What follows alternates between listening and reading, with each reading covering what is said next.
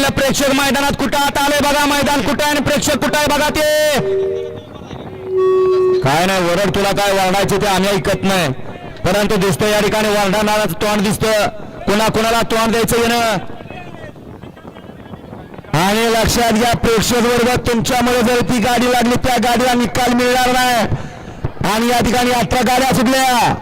20 सुटला या मैदानातला 20 पळतोय 20 मध्ये या ठिकाणी लढत चालू सुंदर अशा गाड्या पळतात सुंदर गाड्यामध्ये लढत चालू पलीकडे मथुर आणि लखड अलीकडे बादळ सुंदर अशी लढत चालू सुंदर अशी गाडी पळते मथुर आणि लखडची गाडी अतिशय सुंदर